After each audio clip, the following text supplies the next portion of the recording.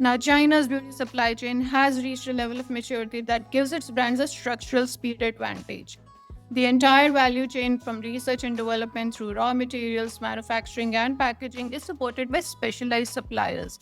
Brands do not need to be vertically integrated for every function, enabling faster and cheaper product development cycles.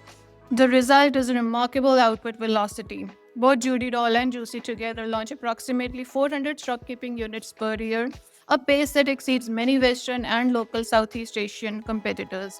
This rapid innovation cycle allows the sea beauty brands to respond quickly to emerging trends, a critical capability in an industry wherein consumer preferences shift very rapidly. The second pillar is the digital marketing and the platform strategies.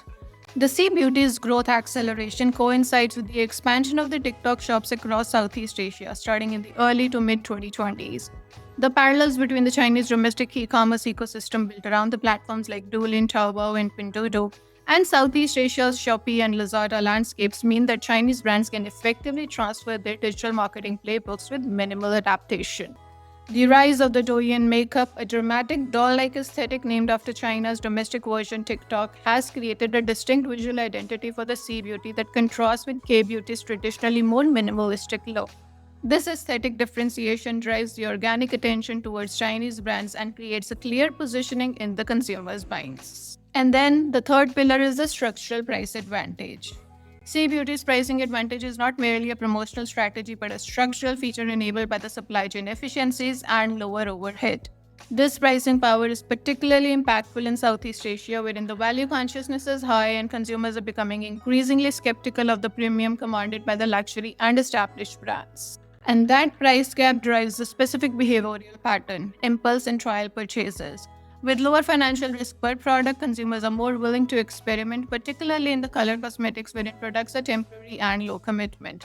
This creates a flywheel effect. Lower prices drive trial, trial drives familiarity, and familiarity gradually erodes the trust advantage held by more established brands. And when we talk about the K beauty comparison with C beauty, it's about coexistence and not replacement.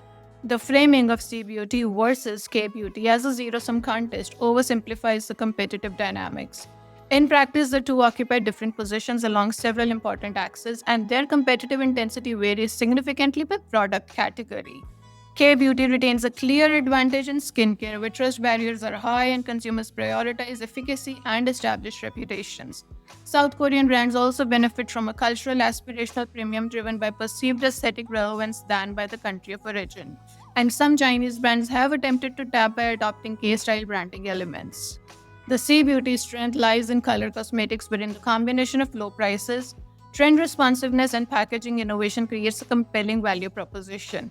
Brands like Flower Nose have carved out distinct niches amongst the whimsical fairy tale themed product design that has no direct equivalent in the K beauty space. The broader trend, however, may favor Sea Beauty's trajectory. Analysts observe that K beauty's cultural wave has plateaued while Chinese pop culture influence in Southeast Asia is rising. K beauty's higher price points and slower product release cycle make it less suited to the impulse driven trend responsiveness consumer patterns that are increasingly dominant amongst the younger consumers.